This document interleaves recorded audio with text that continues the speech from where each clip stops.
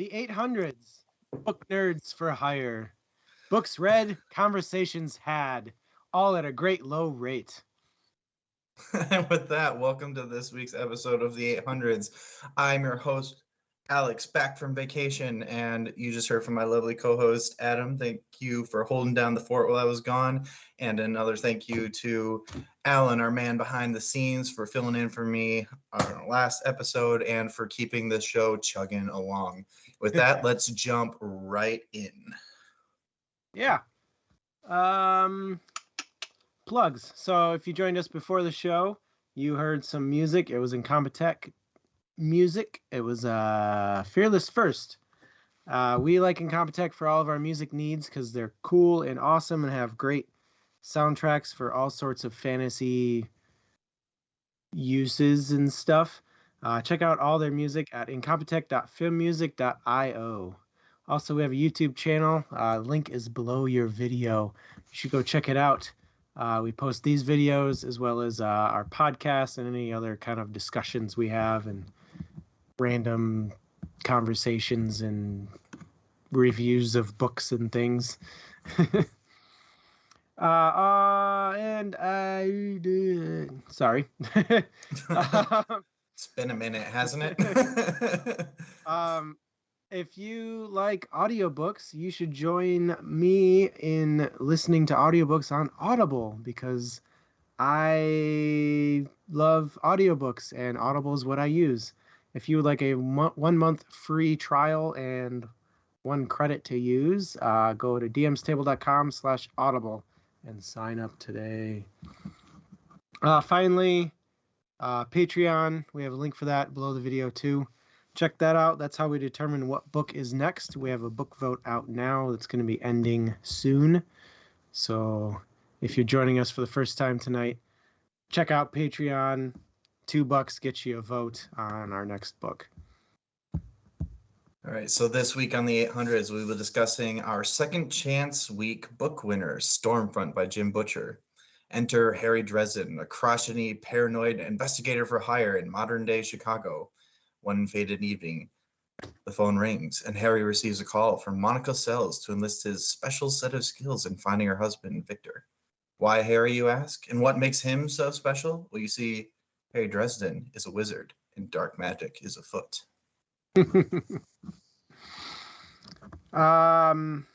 Yeah, if this is your first time joining us tonight, I'll give you a quick rundown of how this works. Alex and I will pose questions or pull a question from chat to talk about. And then we'll give you guys an opportunity to enter a comment in the chat stream. While you're doing that, we'll discuss what we think of the topic or question, and we'll throw it over to the chat and discuss what you guys have to say. So throw out some topics, questions, anything you want to discuss. Go ahead and put that in the chat anytime you want, and we'll try and touch on it and converse. Otherwise, we'll just come up with really silly and random questions all on our own. Oops. Apologize for that, folks. I've got a bit of an issue. I accidentally activated my phone when I didn't mean to. All right. Usual reminder, folks, this is an adult live stream. We do gear towards books that have adult themes, and while we try not to rely too heavily on it, we do occasionally swear. Apologize in advance. But bring kids in at your own discretion on that note. Also, we are trying to create a fun, supportive, and respectful community over at DM's Table.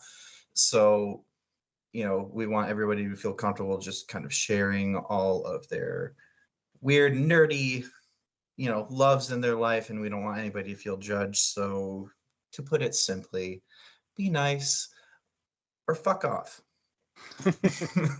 My first one of season 2. Oh, yeah. You're a hairy wizard.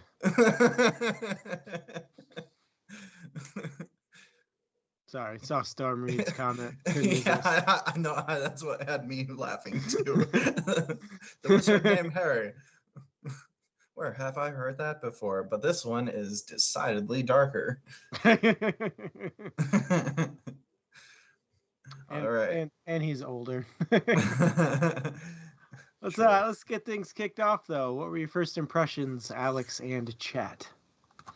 My first impressions were like this was a lot like I knew this was going to be on the darker side of things. I was kind of surprised when it wound up being as noir as it was. I mean, not that surprised, but a little bit. And it was an enjoyable read through the beginning. I have some of my gripes with like just noir in general. It doesn't have anything to do with this particular book, but I thought it was an interesting setting. The author did a really good job of kind of like getting the book rolling in a way that I get to know the characters, I get to know their motivations pretty easily, and it makes for like an enjoyable detective style read when you can just, get right into it. And, Noir actually is pretty well set up for doing that really well. And, props to Jim Butcher for figuring that out and using it to his advantage. Yeah. Viastric, I did love how Noir it was. To an extent, I've just got some issues with some of the way that noir is written, but that is a genre thing, not not this book specific. But like there are other elements that we'll talk about later that I actually really enjoyed, specifically because it was noir. So for the sake of our listeners, not me, like just anybody else, but how would you describe noir? Noir is like a subset of crime fiction that specifically your protagonist is not your typical hero. They are an outsider in some respect. That's why they typically aren't cops, or if they are, they're cops with like some sordid past of some kind. And it has a very specific feel and cadence to it as well. It's a lot about getting people to feel where they are in the book, to just experience as the protagonist experiences.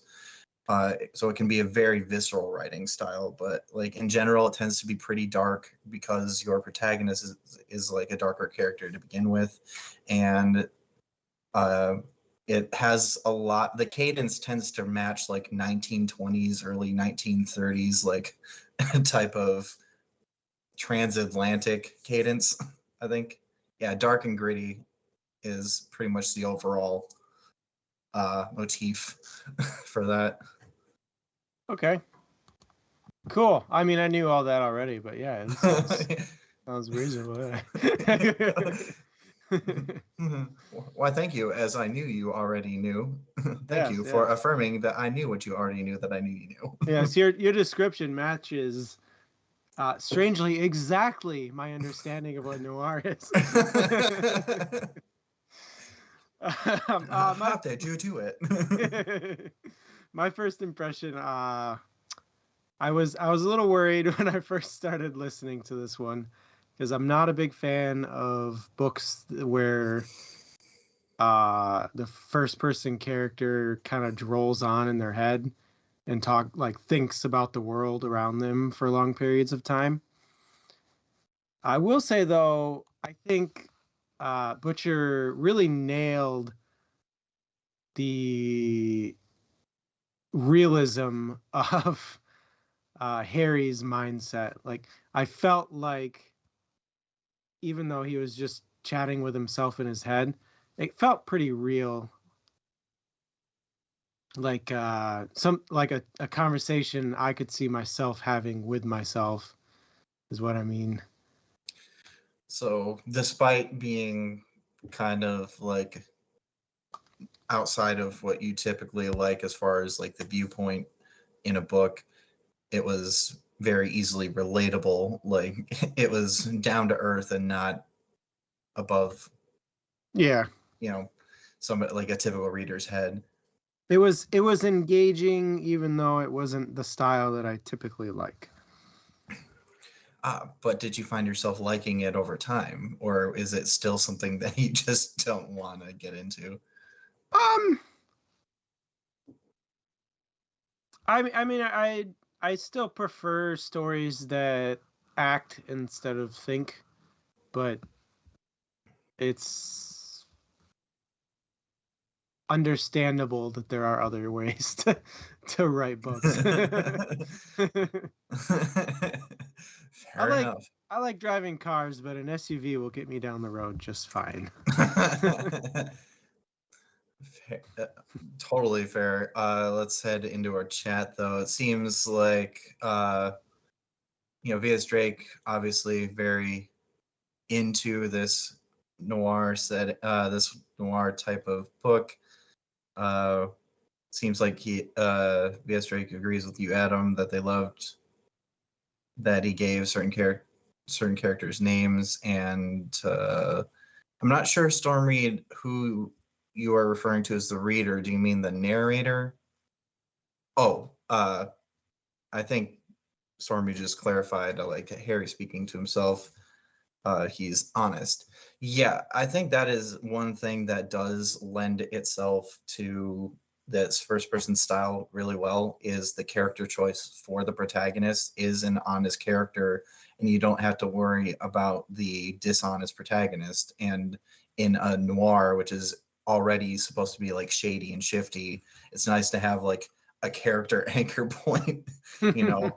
um Honestly, I think Harry was arguably one of the least noir parts of this entire book, because like typically they aren't as good of a moral center for uh this a style of book. Like his outsidedness is the fact that he's a wizard and he's paranoid and crotchety.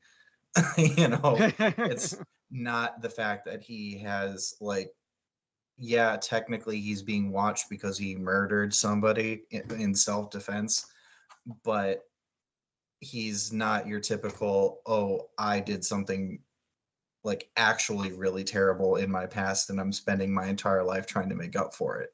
Yeah. So it was. He's noir by circumstance, not by um personality. Yeah. I mean, he kind of is by personality, because typically they are very independent, very detached sorts of people. That's why they wind up in these like PI sorts of positions, because they don't work well with others.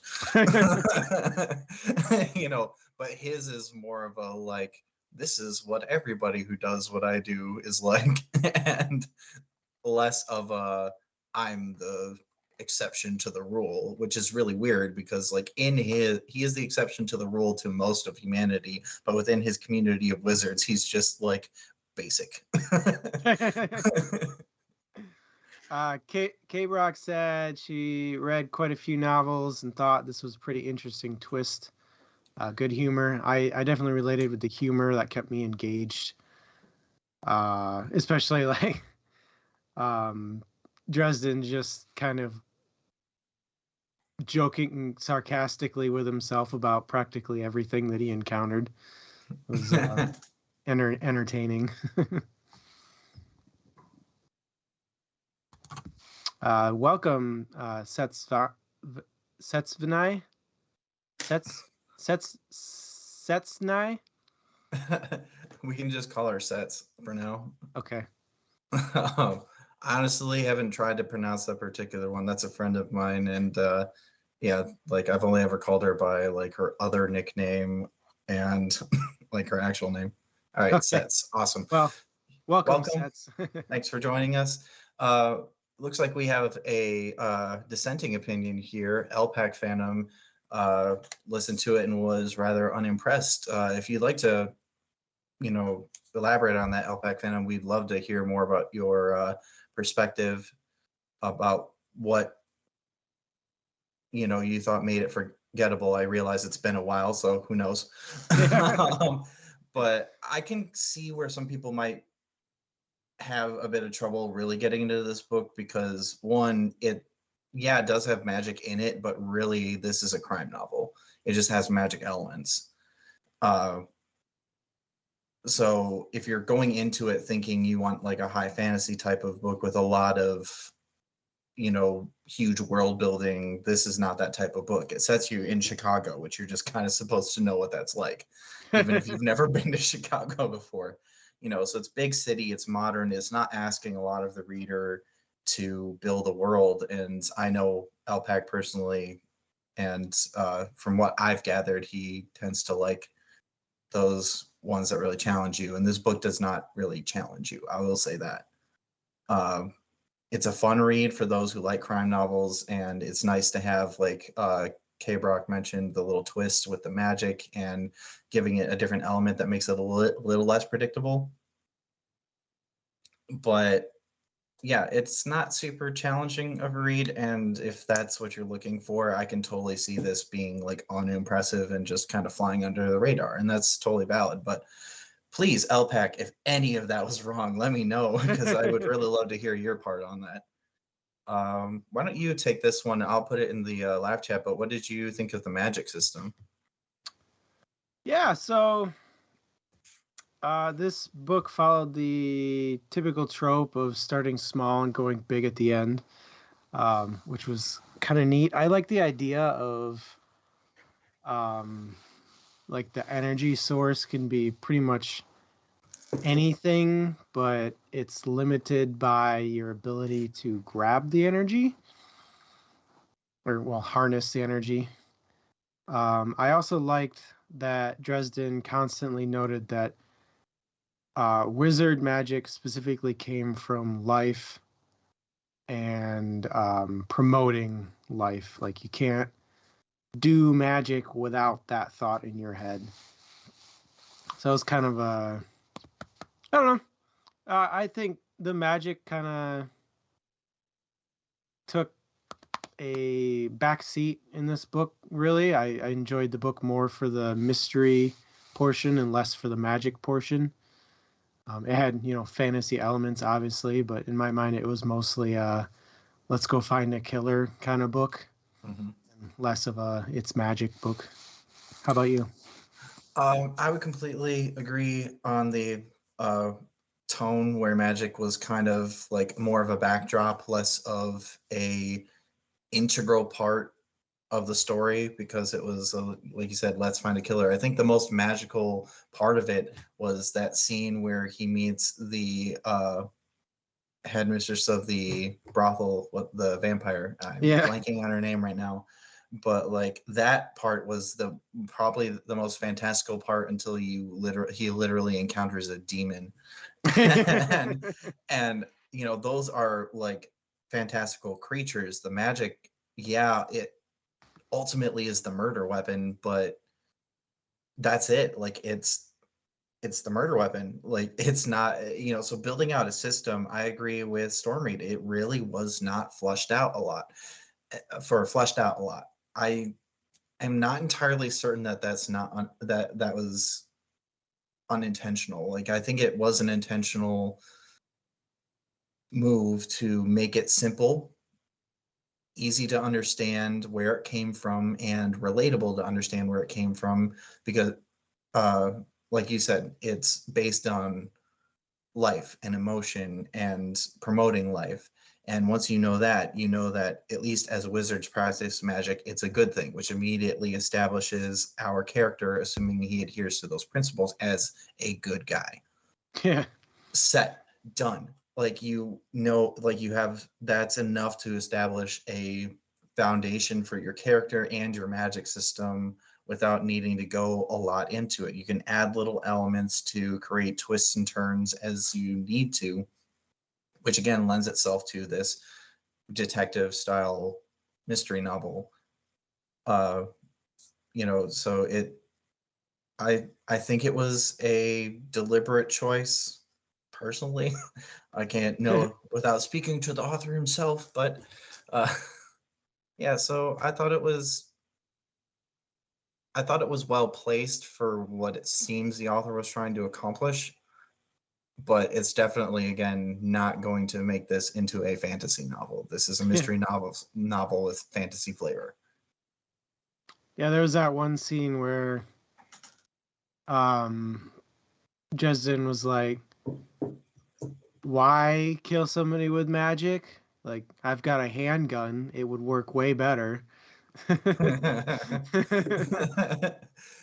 Well, and that's another thing is I actually did like that the magic system was not so all powerful that like if you have access to it, you use it and that's the only thing you use. It shows why magic hasn't completely taken over our world. It's a subtle thing, but it's kind of nice to know like, okay, that's why most of society uses regular science is because magic is just science with a little more breadth and control, but it takes an extreme amount of connection to distinctly uncontrollable things like emotions and and faith, which is like a tough thing for many people to pull off. So I thought that was actually kind of a nice part of that, really.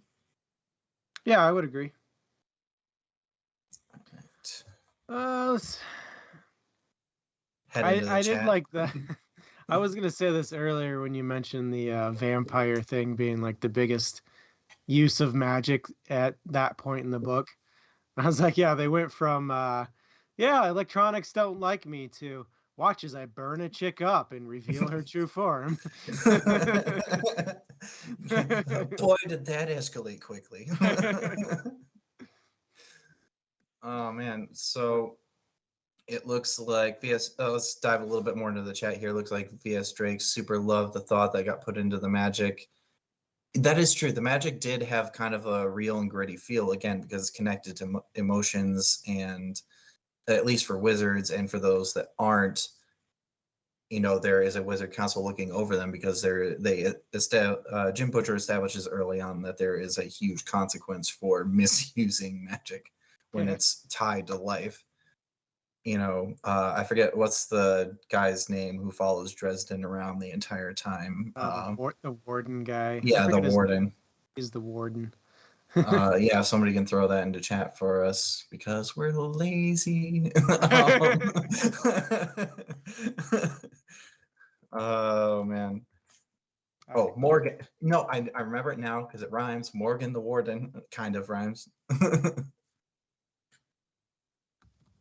Yeah, Morgan. Anyway, so Donald Morgan.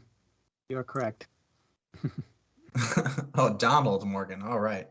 I don't know if we ever got his first name in this book, but it's in the wiki. Fair enough. All right. So, and that's another nice thing. B.S. Drake mentioned that they kind of is that Butcher was peppering in the schools of magic, is noting that magic does have different ways of manifesting, which is, if you have a background in understanding like pretty traditional magic systems, you'll know essentially what they are from the output, but there's just enough detail thrown in to get you interested. And I think that in later books, because this series is like 12 books long at this point, I think, or something like that.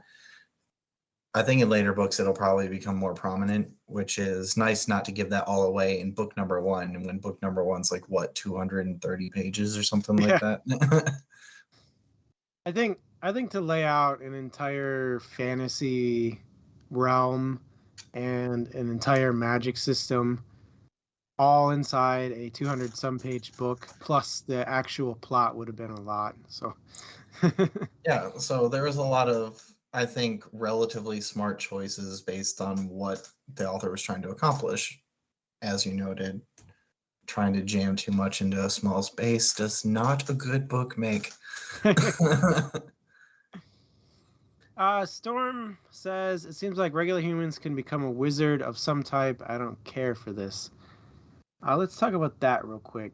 What do you think about the interaction between mortals and magic and their ability to harness it?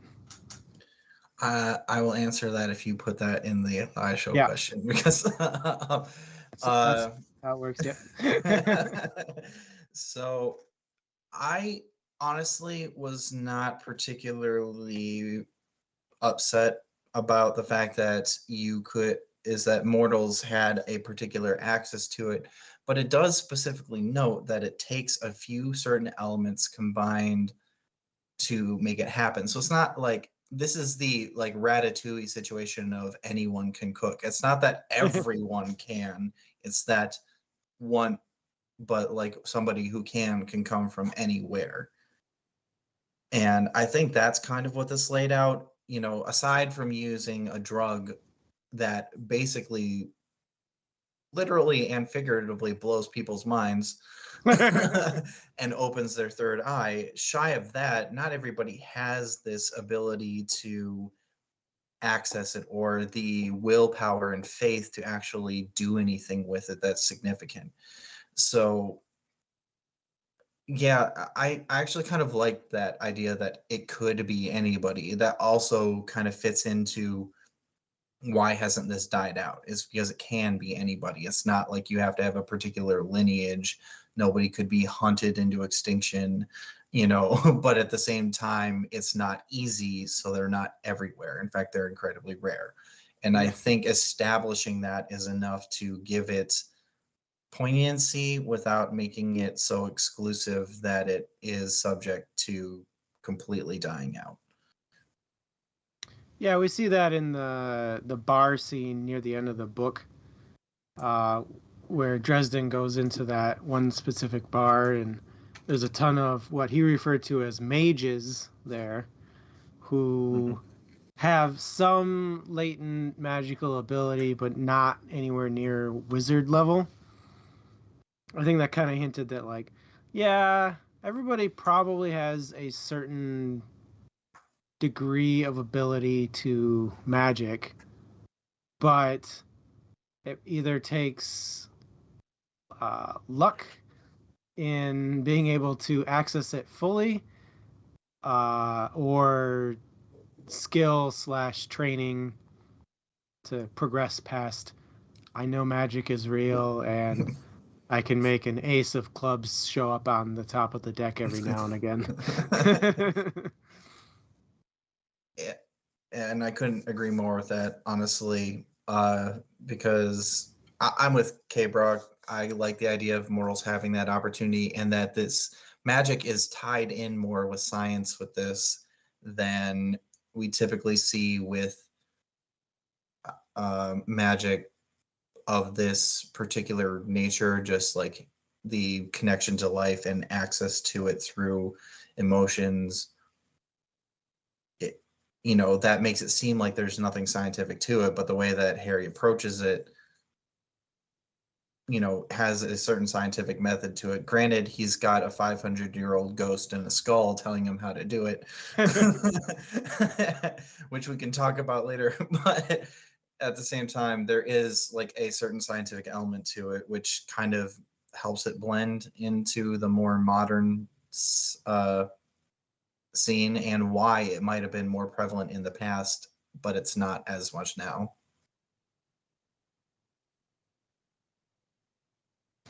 Yeah, what did you think about potions? That was kind of a, it's still magic, but it's kind of more mundane.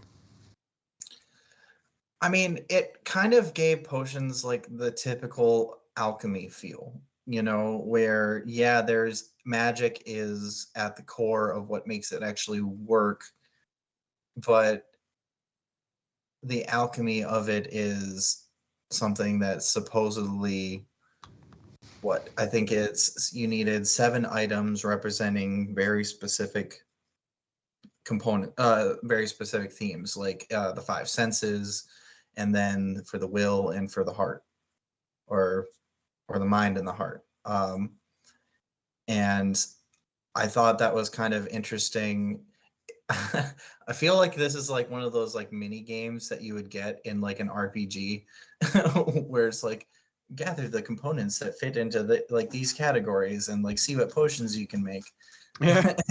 And then what was his name? Bob, the dude in the skull, is just sitting there like, all right, how can we make this potion as strong as possible? And treating it as something mundane, I think, kind of lends to the ideal of magic being a backdrop, not like the main like driving force of this. It's just like, this is another day in the life. You know. Yeah. So I actually kind of liked how that was done, but I will say the one gripe I had about it was in one sentence, Butcher said potions have to be very exact, and then they were making the love potion, and the skull was like, "You need diamond dust," and Dresden's like, "I don't have diamond dust." He's all like, "Meh, throw in a 50." Like,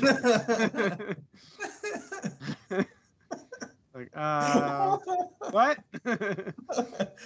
Well, my guess is it's exact in that, like, you need to make sure that you have your set rules for like what has to be in there, and the rule is more the what does the thing represent, not what is the thing. That's what Yeah. makes it specific to the spell.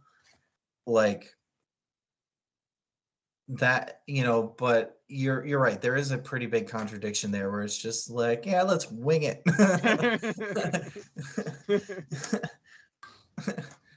Oh man. That was kind of a creepy skull move there, though, making him make the love potion.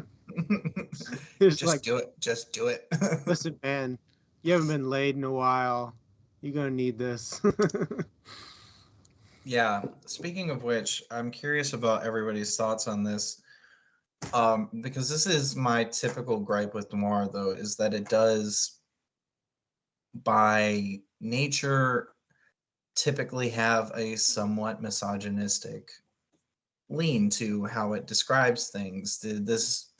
Like, what was everybody's reaction to the more to the descriptions of women in romance in this novel? An interesting topic of choice. I mean, this is totally self-serving because I have my opinions on this. I just want to hear what else is out there. Yeah, I mean, I think it lent to the nitty-gritty atmosphere of the book. I kind of just brushed over and didn't think about too much, but I focused mainly on the other aspects of the book, like the dead people, who done it, and all that. Yeah, your take. Yeah, because it's clearly what I've been waiting for. So my issue with it is, like, I get that this is again a cadence that's built off of like the Roaring 20s and early 30s, pre-depression type stuff. So some of it's kind of baked into just how it how these people talk, but like it kind of got a little old to me when like every description of a woman was just like talking about how they turned him on or didn't turn him on. And I'm just like, dude, chill out. Like, especially because Harry constantly is built up as this like, I'm basically just a normal dude, except I'm paranoid and crotchety. But then he has to like constantly establish with every female he encounters whether or not he's attracted to him. Like, okay, I don't necessarily need to know that. Yeah, if somebody stands out, fine. But like, there were literally some where like, she's cute, but she's not not somebody who would really do it for me. Like, do you really need to put it in there? I can let go of the stuff where it's like, the woman with the sultry voice and the nice gams walked into the room. And like that sort of stuff, like that's fine, whatever, like, because it's establishing that this is a person that the character is fixated on. Not my favorite part of the language of noir, but it is what it is.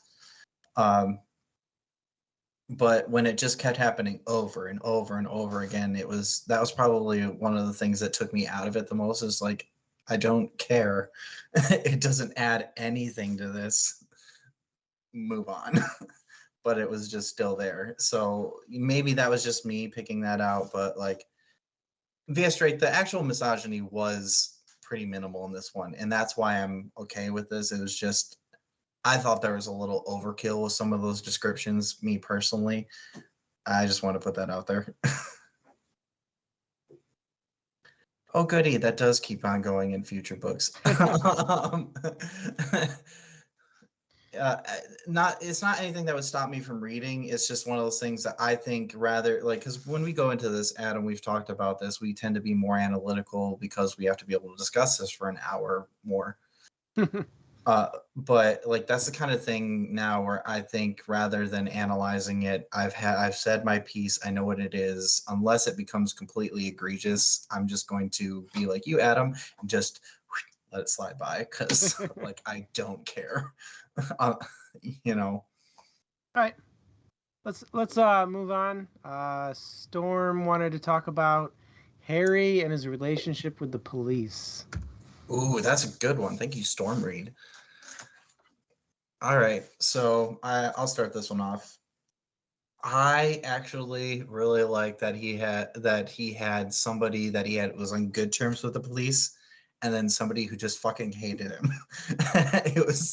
That was one of my favorite parts of like the humor and the dynamic was just like is like the leader's got his back, but then there's that other guy who's just constantly there to just like try to like sweep the leg Johnny with him. Like I thought that was pretty funny. You know, and I thought his relationship with the police was surprisingly cordial, but again, you've got that one person, and that one person is the only one who needs to be. Because usually, when you read these noir type books, you only get the contentious. You might have one person vouching for them, but they're generally not the person in charge, or at least not to the extent that he gets that from. Holy crap, I can't remember any of the names for the absolute life of me. Murphy, that's right. I was glad that Murphy was there. She lent much needed credence to like why he was there and why anybody would even remotely pay attention to a wizard in like traditional Chicago. But I also like that they had that typical undercut with her underling who super dad name-ish, Ron. I don't remember his last name. Yeah, me either. Yeah, I'm sitting here looking at my notes. So I've got like my character list, but I forgot to label who's who. I just have a bunch of names.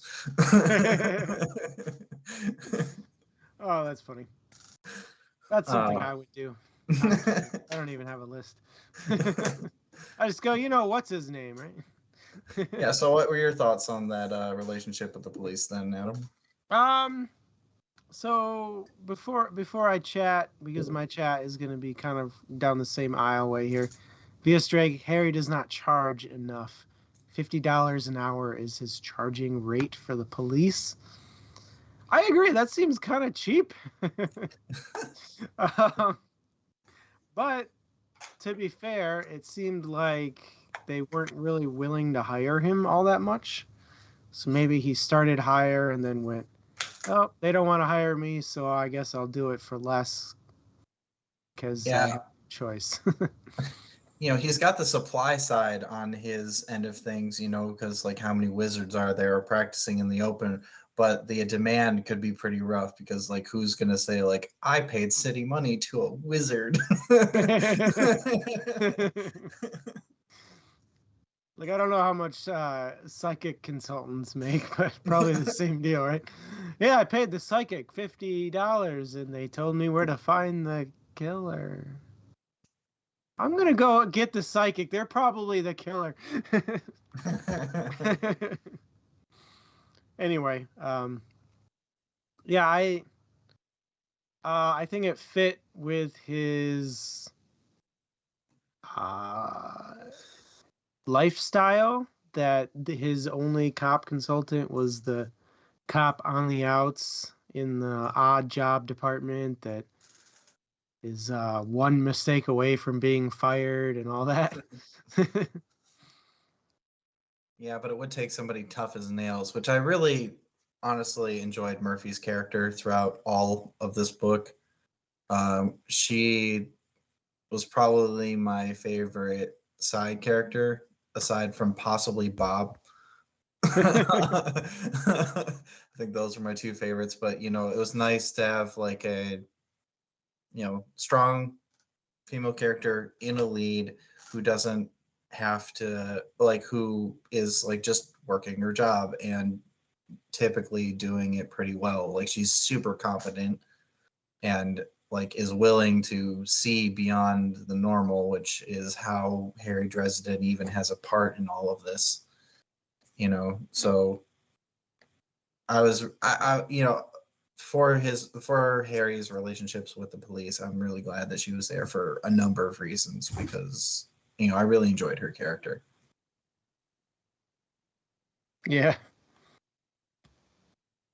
I think I don't know. I guess I'll probably read more Butcher novels in the future and probably form more of an opinion on her, but I feel like we didn't get enough of a big picture / backstory for her, except like her story about her history in the police academy or in the police department and stuff. So yeah, that's true, but like in a book this small, I don't think we really got a lot of backstory for anybody but Harry. yeah, That was it. Like there wasn't any room for that, which is why she stood out as like a side character. Like the thing is the main character in this was, being in first person obviously consumed way more than what we typically see in like a third person viewing, which made it hard to connect with anybody else. But that I think that's why like Murphy stood out to me, is she was the one who was like the only one who seemed to have any real depth to her outside of Harry. yeah. Maybe Morgan, but even Morgan's a one note, like, I have my idea of justice, you do not fit it, you suck. I am Groot. Technically. Technicality. All right, let's jump into chat a little bit here. B.S. Drake, I'm curious what you mean by maybe LPAC had a point. I don't know if there was something that LPAC said that I missed. If you can elaborate on that, that would be great. Man, I'm having trouble following the... That was from a while ago when we were harping on things, I think. Oh, because I had my chat rolled up to the last thing I read, which was the $50 an hour is horrible. Sorry, chat. I am super behind. All right. The part where Harry was arrested. That part was fun. You want to jump to V.S. Drake's? Okay. What did you guys think about Harry as a character? Was he well developed? Did he change in this book, and how? Why don't you give us a start? I'll go ahead and put that in. Oh, it's already in the text. Well, excuse me, but why don't you start this one? You should. Why don't you go ahead and start this one anyway, though? I don't think he really changed in this book. I think he's the same guy he was at the beginning. He has the same morals, at least. The only thing where he kind of broke down and did something against his normal grain was when he decided to do the make people's chests explode research, which he wasn't willing to do at the start of the book. But even then, that was just like a momentary, okay, I'm going to do this and then wash my hands and it'll be a day. I think backstory wise, I think he had a lot of juicy details that I was curious about learning more about, like the stuff about his dad, his mentor, he murdered somebody in the past, all that stuff kind of dripped with we're gonna find out more in the future, kind of cliffhanger-y style. So I like that.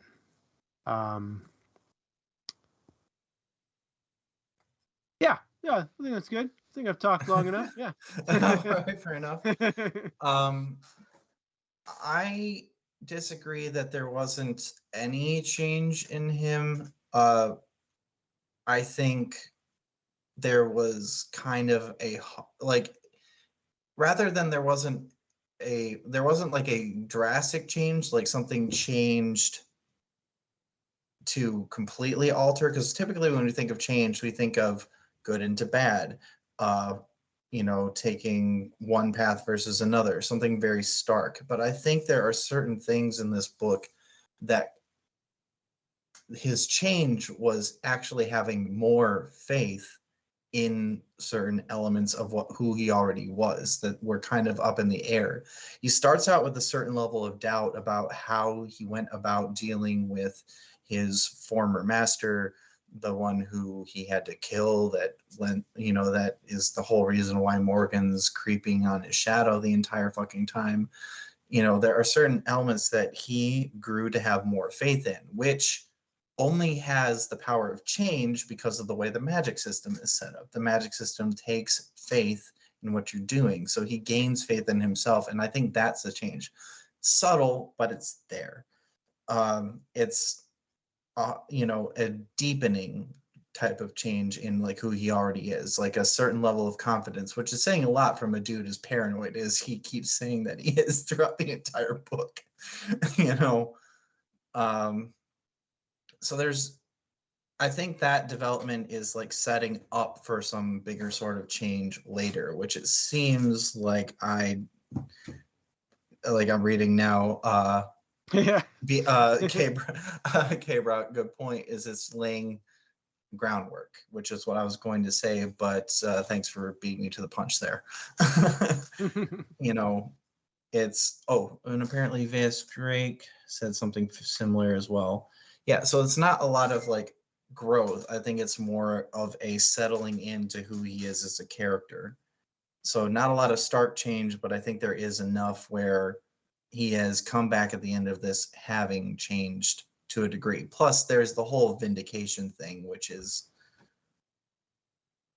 arguably change, but because it's external, I tried to exclude it from my analysis. So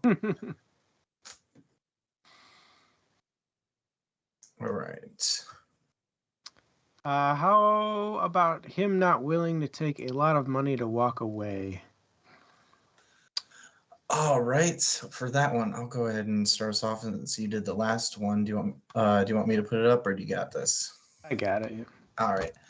So I think that was actually a very key point in establishing the honesty that is at the core of that character. So I actually was really satisfied when Dresden was like, no. There wasn't even like a hesitation.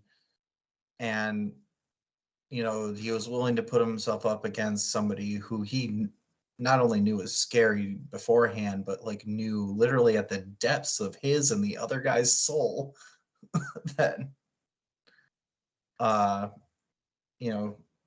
the depths of his his soul, that he was a monster, essentially, or at least a danger in wait. And I honestly appreciated that.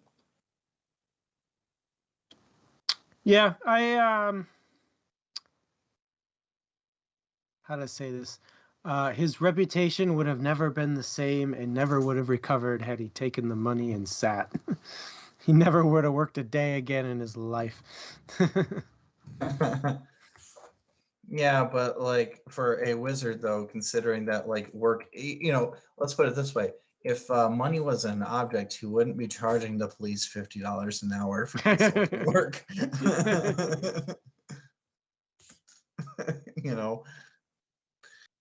Oh man.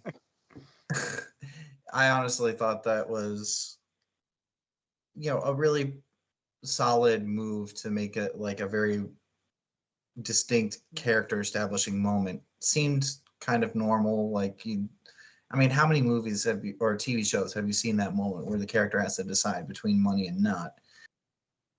I think Butcher did a decent job of making that scene significant enough to cement a character element. And I think what really did it for me, which was the I forget what they call it the soul gazing, I think is what they called it. They So look into his eyes. yeah, so actually I'm curious, what are your thoughts on the whole soul gazing thing? um And the whole third eye thing in general. Why don't we do that? yeah, I'll start with the soul gazing thing because that is humorous, but uh, yeah, I thought it was kind of funny that like a lot of people knew about it and everybody was like, oh, I better not look at Dresden here. Let me, Harry, are you still here? Oh man, I do like that it was used as like a power move by other characters when they were like, "Listen here, you chump," you know, like, I ain't afraid of you.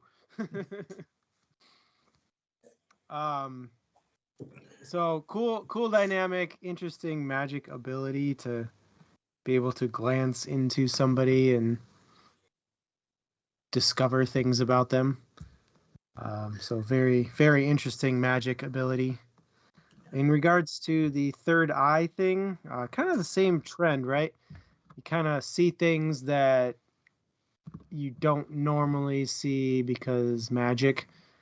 A lot of magic systems have some sort of, or at least traditional magic systems have some sort of third eye ability where there's magic around you that normal people can't see, but magic users can.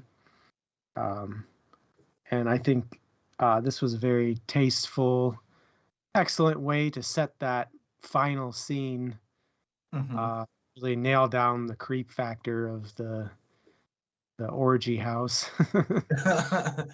Oh man, we definitely need to make that a note before we wrap up today because I do want to talk. I want to have like a specific discussion about that final scene. Um, but the reason why I wanted to talk about this specifically was I actually enjoyed the fact that this was the soul gazing in the third eye was the first real example of the consequences of magic and why you don't just throw shit out willy-nilly, you know. And it was done in such a way where you got a glimpse of what could go wrong without something actually going truly wrong when he stares into Marconi's soul and he gets a glimpse of something staring back at him that he's not used to seeing stare back at him. You know, it gives this real creepy sense of, oh shit, this is how deeply wrong this could go without it actually going quite that wrong. And it gives you a sense of consequence to magic, which,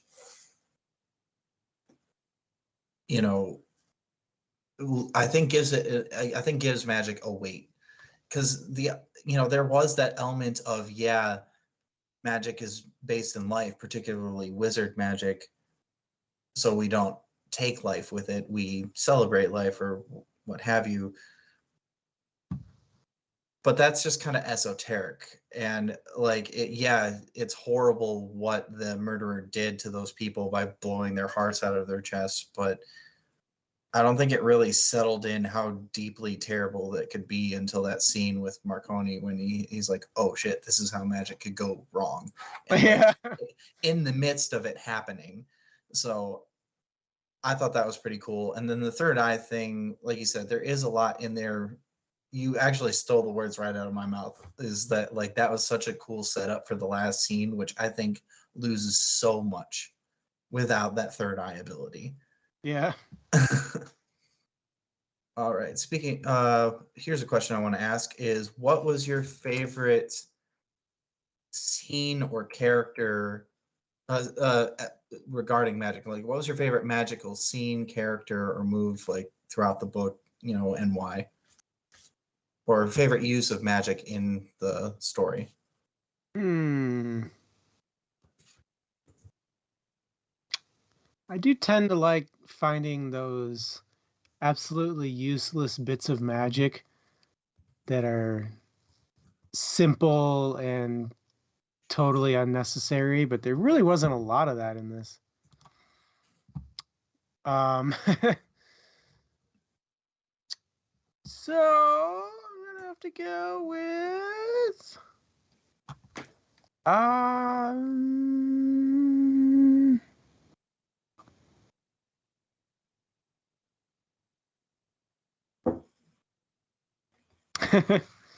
that is a good question. Do you have one? Yeah, I can give you some time to think. And please, chat, throw it in there if you guys have anything that you enjoyed about it.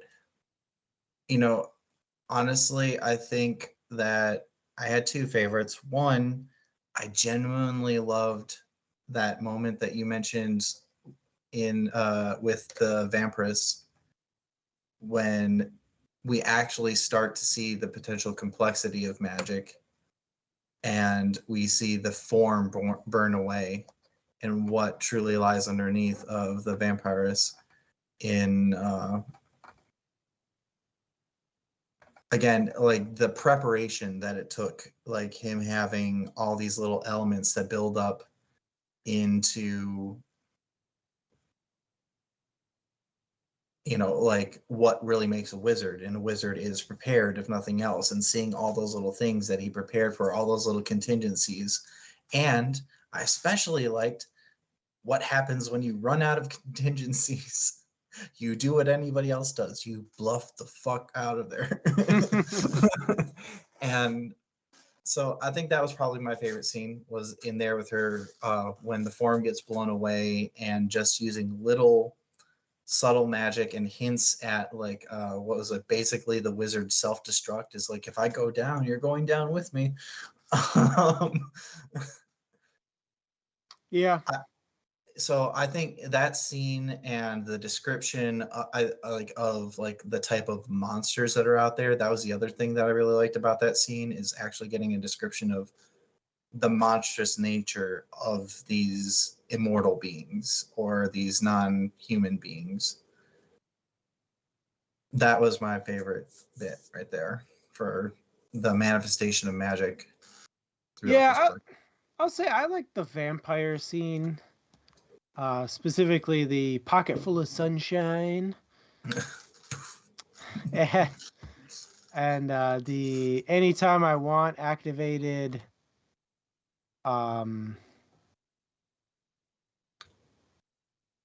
his talisman thing that kept the vampire chick at bay.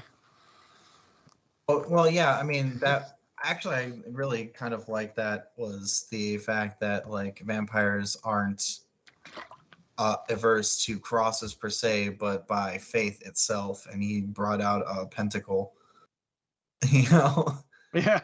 and was just like, I have absolute faith in this, and that's what it took, which I thought was really cool. Also, slightly underrated, the little shit that he did with the fairy, where he's just like, I didn't technically do anything wrong. I just knew his, like, the power of names and stuff. I like that little bit, and how he used it to just like trick a fairy named Toot Toot. You know, like it was just like a little casual use of it, but like, you know, if you're talking about like subtle uses of magic in a book, I kind of like that, especially because he pissed off a fairy, and the fairy was hilarious about it. Yeah, that was pretty good. It seems like Storm Reed. Storm Reed's one of Storm Reed's favorite. Bob's Payment being the trashy book. Like, how do you corral 500-year-old spirits? Porn. Yeah, that was. Oh, go ahead. That was kind of. Where does Bob fall in on the entrapping people being a legal thing? Well, I mean, it seems like he's a spirit that might have been otherwise tethered to whatever, and all Harry did was tether him to a specific thing that he has access to, as opposed to being tethered to any number of other things. I'm assuming that's going to come up in later books, because I was curious about that. Is like, why is he tethered there and how? But you know, that doesn't get gotten into. But still, I love that his, like, again, that's part of what made Bob, like, if you talk comic relief, Bob is like my favorite character in that respect, for sure. Before we get too late, did you want to talk about Orgy House? Oh yeah, so I just want to know everybody's thoughts on that like final scene. You know, so why don't you go ahead and get us started there, Adam? Okay, what did you want? So what were your thoughts of that whole final scene, starting with the third eye viewing of the orgy house to the end? Let's exclude the epilogue stuff. Like I said earlier, I really liked the setup. How it was like, oh yeah, there's skulls everywhere. There's purple goo. It's like, it was a really good setup walking in. Really set the mood that this was the final boss battle, and that Dresden was going up against the big bad. A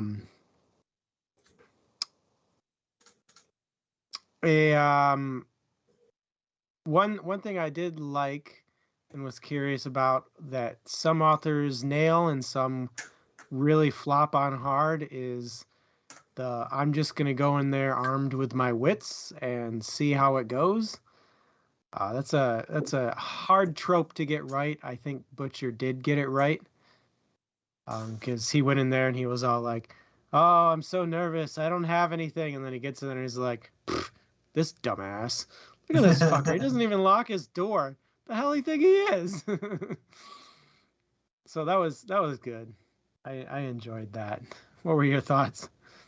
Well, first I want to build off of what you said.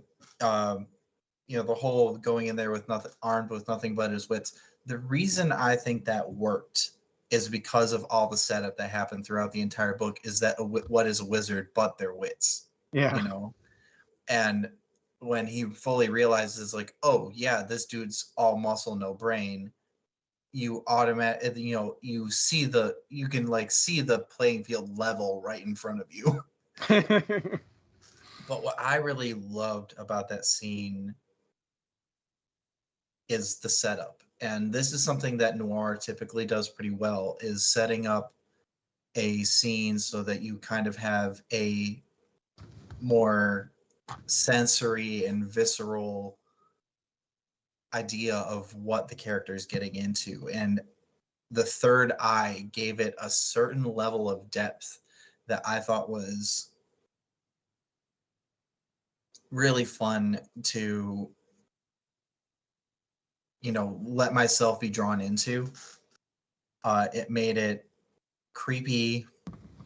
It kind of overshadows the fact that, yeah, we have a guy who's drunk on power, using drugs and sex to get more power. Pretty typical stuff, but like, it was really interesting to see through the third eye because we see what is literally happening to the soul of this person, which I thought added an interesting element that you don't typically get without that part. And when you go, and for me, that added an extra level of creep factor, which I thought, in a book that could have been very mediocre, like very blasé, I think that added like a very specific element that I thought turned this from a mediocre book into a relatively good one. Yeah. Is it the next great American novel? No, but like I really like that. And then the actual fight scene, there's not a lot of action in this, and there typically isn't in a noir book, but that action scene I thought was done pretty well. Yeah. The action scene I felt like was, I mean, it's hard to do action scenes right, especially in a book. I think Butcher nailed it. Thought it was good. Best part of the book. Well, because it fits your wheelhouse, right? Oh, and it seems K-Rock, no worries about not being able to participate as much. We really do apologize for the choppy stream. We are doing our best here. Thanks, Alan, for keeping us up at all. But yeah, the Pocket Full of Sunshine. Pretty sure that is not just a lyric, but an actual song. If I remember correctly. Yeah, yeah. Google Sunshine. tells me it's Natasha Bedingfield. Yeah, so that was one. Whoa. Oh shit, Adam remembers it. Yeah, have you seen what's that movie with what's her name? I'm very specific. Um I know you're talking about I the think it's sister. You're talking about the Sisterhood of the Traveling Pants, and don't ask me how no, I know that. nope, that's not it. It's Easy A. Easy A. Oh yeah, that's right. That wasn't that one too. With Yeah. Emma Emma Stone. Stone. Yeah. Yeah, she spent like an entire night singing just that song. Oh yeah, that's right. I was thinking of the first time I ever saw it, which thank you to my sister for knowing where that came from. Um, Oh man. anyways, how about Harry's car? Perfect description. That is actually pretty cool. Is how Jim Butcher took little elements of like real things and made it super easy to visualize, especially if you know what they are. Like for me and for K. Brock mentioned way earlier, the streets of Chicago, if you've been there, it's really well described. And I'm not as familiar with his car, but I'm assuming Storm Reed is based on that comment. And yeah, there are certain parts that are described so well that just like it's little details like that all you have to do is have one person who knows it and it settles right into place. So why don't we go ahead and get into final thoughts? Yeah. Yeah. Like I said before, I was hesitant because of the first person perspective and the lot of mental chatter describing the world. But that kind of Butcher kind of broke away from that, especially with new magic items and how magic worked. He really showed instead of said, which I appreciated. And especially that last scene where it was dripping with, I would say allegory. Is that the right word? You cut out there for a second, so I don't know what the allegory was. Yeah. No, what was the Yeah, allegory? the last scene was dripping with allegory. Yeah, I could see allegory or metaphor depending on. With the whole skulls and the purple crap and the Oh yeah, well, true. the third eye sight describing the mental state of our main villain. So I would say I enjoyed this book and I would suggest it. All right. Let's see. We'll go to a quick chat and then I'll wrap it up for us. But K Brock says it was fun reading and entertaining. Storm Reed enjoyed it, read 3 in a row, if that's not a raving endorsement from one of our. And thank you, Storm Reed and K Brock, for joining us fairly regularly. We love having you around. I'm not sure what K Brock means by troll movie, but if that was meant for us or for somebody else. Honestly, I thought it wasn't what I expected when I initially heard what it was about. I was expecting more magic, but by the end, I was kind of pleasantly surprised that it was more of a crime type novel that just happened to have magic elements. It's something that if you're willing, if you want a crime novel with a little bit of a twist, I would absolutely recommend this. If you're looking for a magic book, like a book on like a fantasy book with kind of a crime twist, not what you're looking for. But overall, I would say this was a pretty good read. It's easy, relatively fun. This is something that if I wanted something quick and entertaining to read, I could just pick up another book in this series, which apparently has 18. Man, did I undersell how many were in there. There's a lot. Yeah, so this is one of those ones that I have a feeling that, like, if I'm just looking for something really quick to read, but I want something entertaining and a little bit gritty, I could at any point probably pick this up, have a fun read. Because, again, if I'm not looking to be challenged at all, but, just have an entertaining read, I think this fits the bill. Yeah, I think that's a good way to put it. Is this is not a mentally challenging book by any means, but it is an interesting one and an entertaining one. All right, everybody. Since we're wrapping up again, I deeply apologize for our poor visual tonight. We'll try and get this sorted out, especially as we move forward. Thank you for your patience, and hopefully the audio is enough to be entertaining. Hopefully. Yeah, feel free to slip us your thoughts on that, and Adam will tell you how to contact us about that. I will. Yeah, by doing the plugins, because we've done the final stuff. Okay. Doing the plugs. I was waiting on a date. Oh, Pocket Full of Sunshine. That's what Troll Movie was about. Gotcha. Yeah, that was in there. Oh. I don't remember that. Anyway, moving on. Our next book for the show is Daemon by Daniel Suarez, read by December 18th. And then after that is going to be Sufficiently Advanced Magic by Andrew Rowe. That one is actually a bit on the longer side. And we are going to take a smidge of a break. So it's going to be 4 weeks between Daemon and Sufficiently Advanced Magic instead of 2.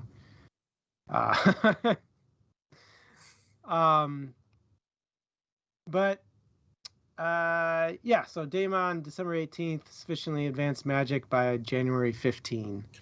And then, quick warning. Go ahead and give it to him, Adam. Go ahead. Oh, just a quick warning. There is some exceptionally sexually explicit scenes in Daemon. Just a heads up, for anybody who's not willing to go through that, or has any trigger issues. So, just a heads up on that one. It is intense. We'll generally try and give you guys heads up if we're going to be reading anything that's got some sort of trigger or common trigger with it, but sometimes we either forget or don't know because none of us have read it. Yeah. But this one we do. So for the plugs. Yeah. Plugs for the night. Below the video, you will see a couple of links. How do I get back to the video? Hang on, let me delete some things real quick. Okay. Below the video, you'll see a link to YouTube. You should click it and check out all of our videos. Also down there is a Patreon link. That's how we vote for books. As I mentioned earlier, you guys should join us on Patreon. And I think the lowest tier is $2, so it's not a whole lot, but $2 gets you a vote on what book we do next. The list of books that we vote on, though, is usually generated by you guys or our own personal choices. So if you guys have a book you want to read, but you don't feel like joining Patreon, it's totally okay. Just give a shout out to us either through one of our streams, or you can hit us up on one of our socials. Twitter and Facebook are our primary socials. On Twitter, we're at DM's Table, and Facebook, we're at the DM's Table. Those links are also below the video if you want to check those out. And finally, I want to talk about Discord. We have a Discord channel. Is that what they're called? Discord channel? Sure. We have a Discord, a chat room. I don't know what they're called. We have Discord. And if you want to join us and talk about nerdy things, hit us up on our socials and we'll get you the invite link. All right. That's all I got. All right, so coming up, just wanted to give everybody a heads up. For those of you patrons who have already paid, congratulations. You will be receiving a Christmas present in the form of our very special Christmas special coming up. We will actually be recording next week. You will get immediate access to it. Anybody who is not a patron will gain access probably a couple months later. If you want that immediate access and that lovely warm and holiday fuzzies, join us for present opening, our list of our favorite and least favorite books over the past year, and just general holiday book discussion. Go ahead and follow Adam's advice and join our Patreon. Otherwise, we will see you probably whenever we decide that the rest of you schmucks deserve to be able to see it. Wow. Wow. I wanted an excuse to use the word schmuck, but honestly, we would love to have anybody who's willing to, like, who will enjoy the content to view it.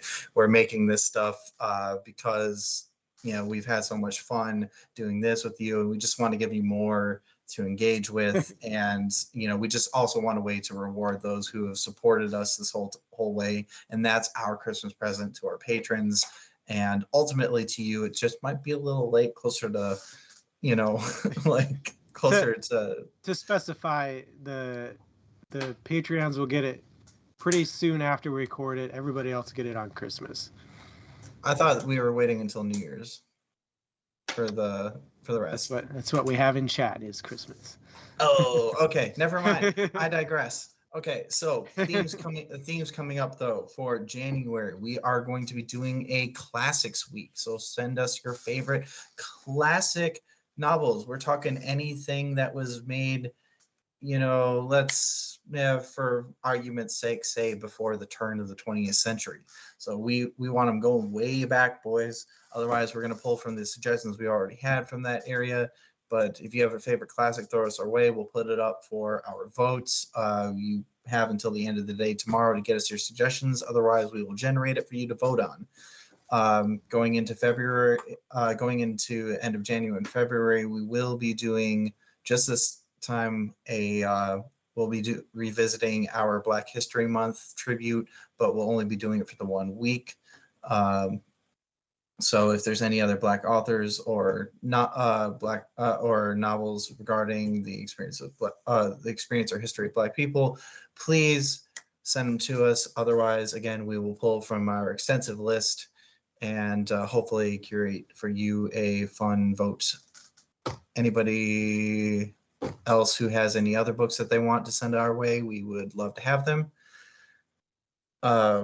At any time, doesn't matter. If you read a book and you love it and you want us to do it, send it our way. Doesn't need to be a part of a theme. You can just send it to us. Best ways to do that though is get the Discord. So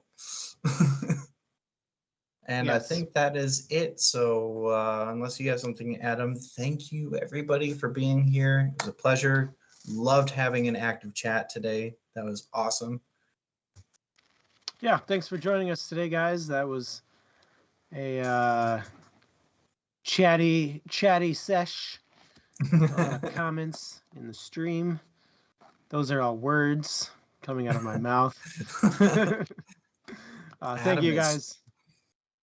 Adam is totally not tired at all. I'm just weird. Don't worry about it. We don't need to make a big deal about it or anything. Oh, we thank you. We appreciate you all dealing with our weirdness, and thank you for coming out. And we will see you next book. Yes. Bye.